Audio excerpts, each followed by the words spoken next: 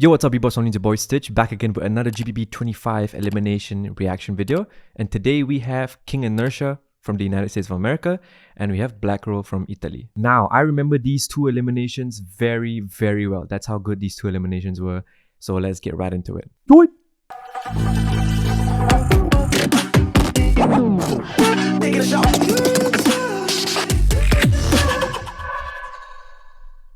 Bring that energy up, King Inertia.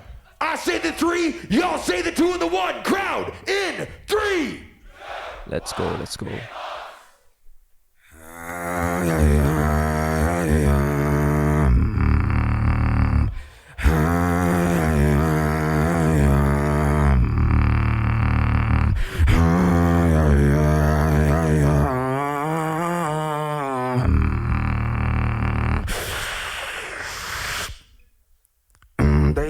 They say, I am repetitive. They say, I am repetitive. I say, I am competitive. Let's go. I say, I say.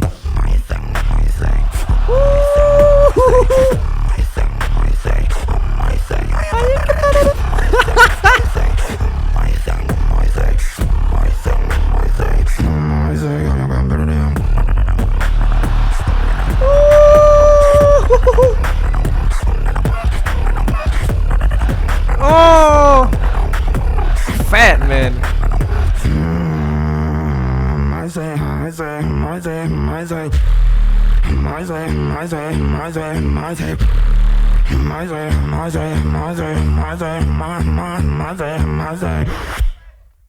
I am competitive. Oh, let's go. Hi-hat. Oh, so good.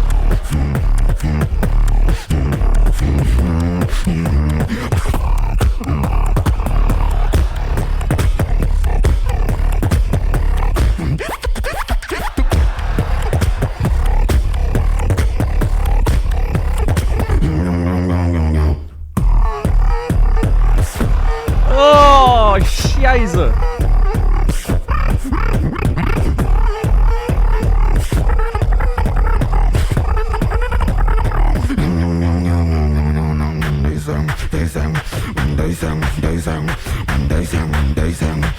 They say I am repetitive.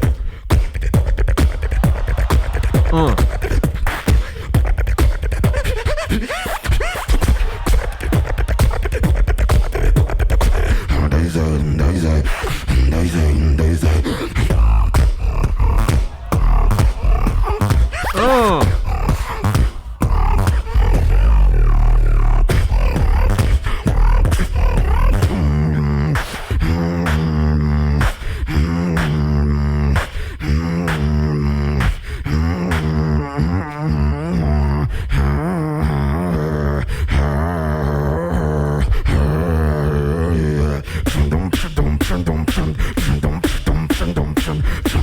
A bit freestyly here.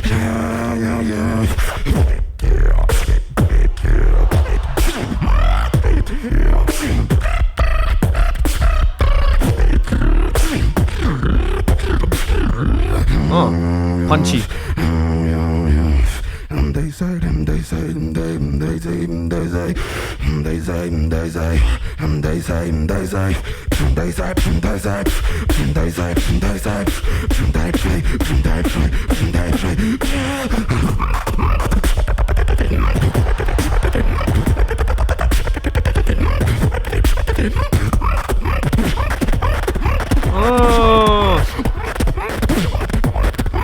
A bit messy here.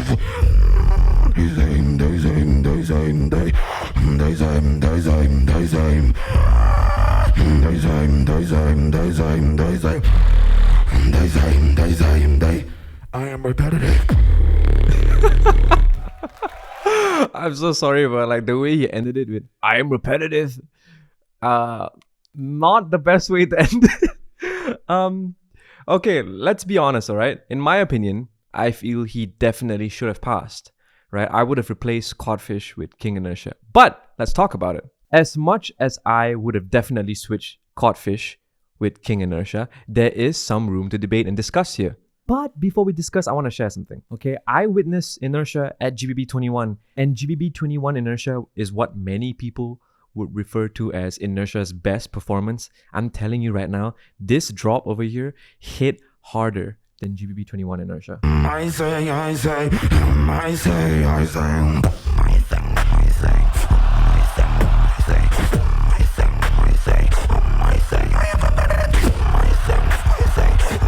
I'm gonna be really honest with you guys, alright? The video does not do this performance justice at all. I'm gonna be real. The video, in comparison to how it sounded like live, okay? In comparison to how it sounded like live, the video is actually whack. Okay? I'm like, when, like, oh my gosh, I can't even speak right now. Like, just thinking about how it sounded like live is like giving me goosebumps because that's how impactful this moment was. Now, let's actually talk about the Elimin, the discussion between him and Codfish. So, although I feel that inertia definitely should have made it in, there is some discussion between him and Codfish, right? And I would say good discussions actually, right? If you think Codfish should have passed instead of inertia, I believe you. And if you feel that inertia should have passed instead of Codfish, I believe you too. And here's my reasonings. Both of them had a good amount of mistakes in their set. I would say inertia had more mistakes. However, it balances out. Codfish had a good amount of mistakes, but he managed to get the crowd going. Inertia had a little bit more mistakes than Codfish, but he also got the crowd going. And unlike Codfish, he was actually loud and he sounded full the entire performance, right? I'm not going back on what I said. Codfish was the softest beatboxer in GBB25 and Inertia was just miles ahead in comparison if we're talking about fullness and volume. So from that point of view, you can say, okay, Codfish made this amount of mistakes.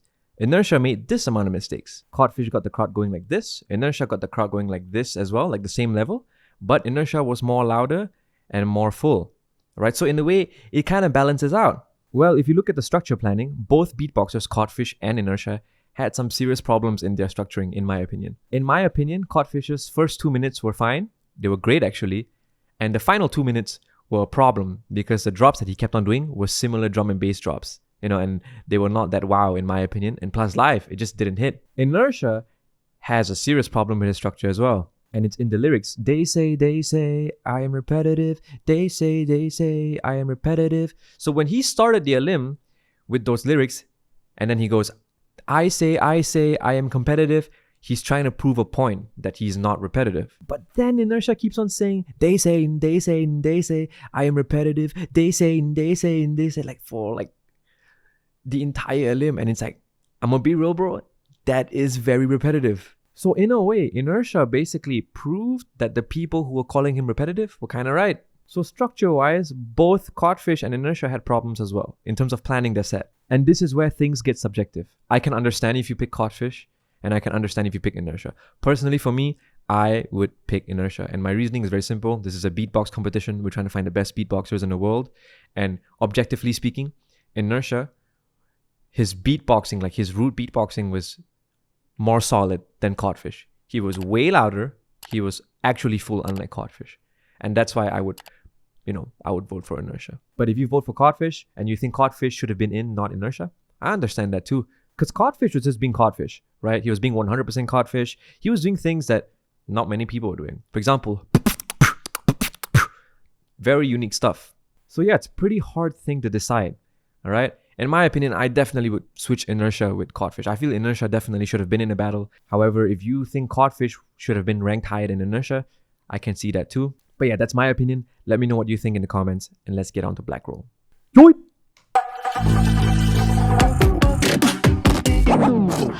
Take a shot.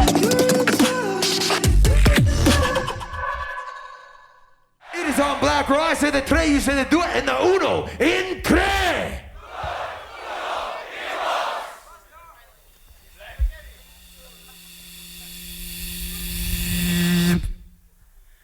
4 minutes of chaos.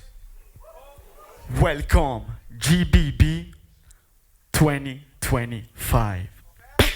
I'm gonna be real, that was very terrible. I'm sorry to pause here. Blackroll, if you're watching this, I'm just gonna be really honest, okay? I love your Elim. I loved it, but this beginning, when I watched it live, it was like the most awkward thing ever. Okay, I love you, Blackroll. Okay, I definitely believe you deserve to pass. I love this Elim, but this opening was so awkward when I heard it live. Oh, man. Oh, he does his lip oscillation from the side.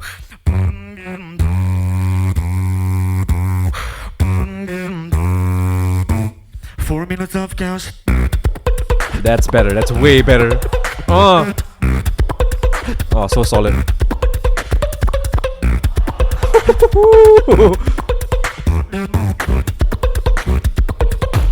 It's time to begin.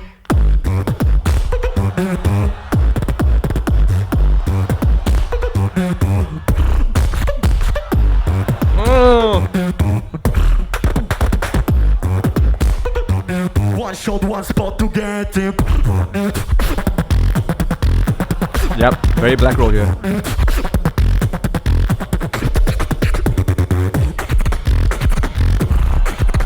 Nice, showing off here, that's good.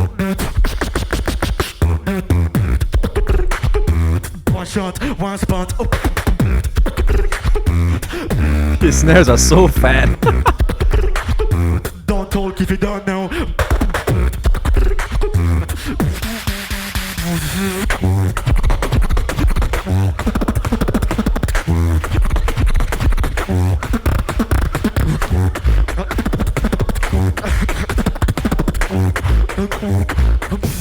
I push myself to the. Oh, this was fat live.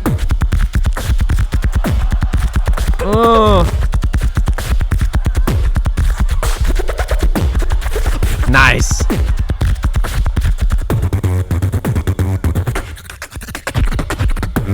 Got the fire, feel the flame. On the pressure now I ace on the stage. Last time I got nine plays. You can tell now that's my stage from my face. Yeah, this was also awkward live. From my face, that was actually pretty awkward live.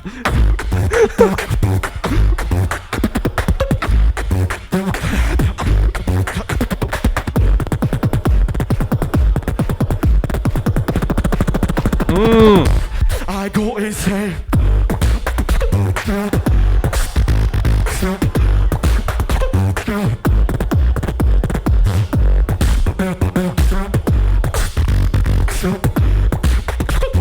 Everybody follow me. To the Left, to the to the right. to the left.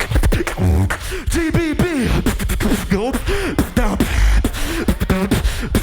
Go down. Go down. GBB should be what he done. Don't be young. Yeah, he's smashing it right now.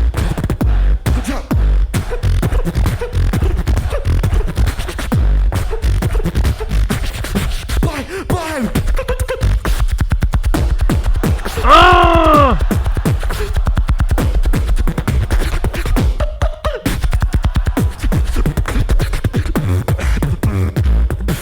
I go all in.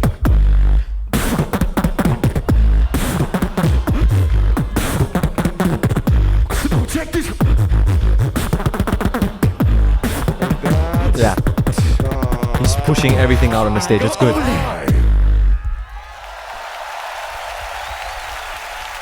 Yeah, he knows he killed it. That's good. That's good. And that's a great Elim, by the way. If you guys were there live, you know that he smashed it.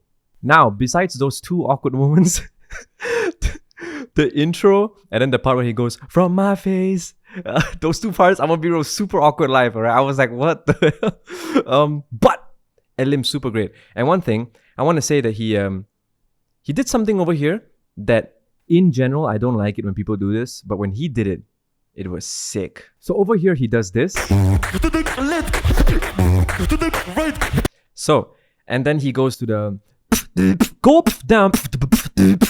down, right? And he did this exact same thing. This sequence and the drop that came after that, he did this exact same thing in GBB last year.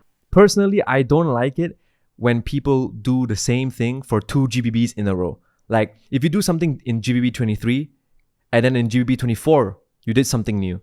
and then in GB25, you did something that you did in GB23, that's fine. But to do the same thing 2 years in a row, I'm not a big fan of that. However, over here, it was actually pretty cool. I don't know if you guys thought this. I don't know if you thought about this, Blackroll, but when I watched this part, it felt like you were trying to say something. For me, it honestly felt like you were trying to say, look, actually last year, my elimination was a very good elimination, but I did, I came up with the wrong strategy and that's why I didn't pass. Because let's be honest, his elimination last year, I don't think he strategized it properly, right? So this year, he's like, okay, I'm going to do the same thing, but I'm going to plan it better. I'm going to strategize better and I'm going to pass. So that's what it felt like. When he did this and I heard it live, I was like, oh, he's doing the same thing again.